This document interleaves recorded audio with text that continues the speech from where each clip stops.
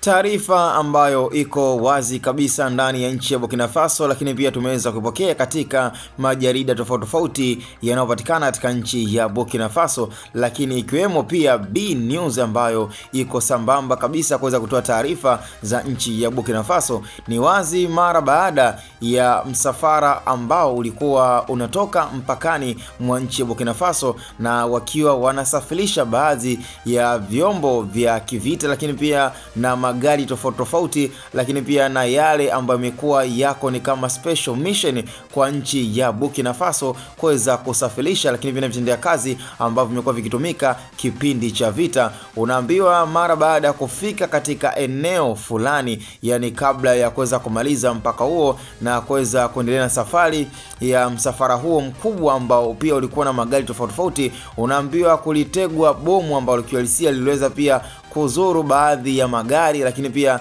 na moja ya zile mbinu kazi ambazo walikuwa wanaamini ni kama silaha zao za siri ambazo ziliweza kuteketea. Sasa ni swala ambalo limeonekana kwamba labda kuna ukengeufu, na pia kuna baadhi ya watu wanaonekana labda wametumiwa labda kuweza kufanya kitendo hicho na kutaka kuidhoofisha na kuweza kumfanya Rais Ibrahim Traore aone kwamba kabisa kinachoendelea ni wazi kabisa kimeweza kuvujishwa na mtu ambaye anaonekana labda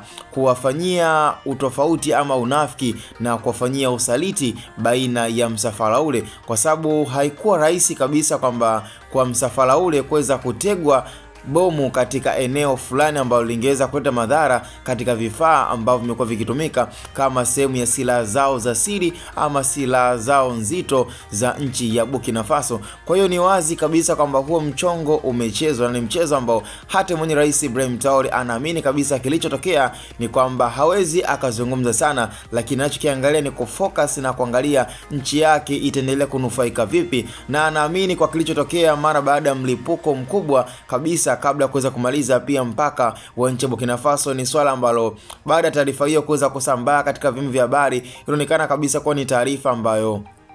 haikuwa nzuri kwa Rais Ibrahim Traore, hata ingekuwa kwa rais yoyote mwingine. Yani mara baada ya kupokea taarifa kwamba yani zile silaha za siri labda zimeweza kuingiwa na zoruba ama changamoto yote, ni lazima utawaza. Kwa hiyo kwa kilichotokea kwa Rais Ibrahim Traore, still ameendelea kuwa strong na bado ameendelea kuwa encourage wanajeshi wake, lakini pia hata jeshi lote la nchi ya Burkina Faso na hata wananchi mara baada ya kupokea taarifa hiyo, na kuambia zaidi kabisa kwamba wanachoamini kesho ni bora zaidi ya jana. Hiyo imekuwa ni kauli mbiu sana ya mwamba Rais Ibrahim Traore, the GOAT of Africa, President of Africa, ambaye kwa sasa hana mpinzani. Hata tuendelee kumwombea maisha marefu zaidi.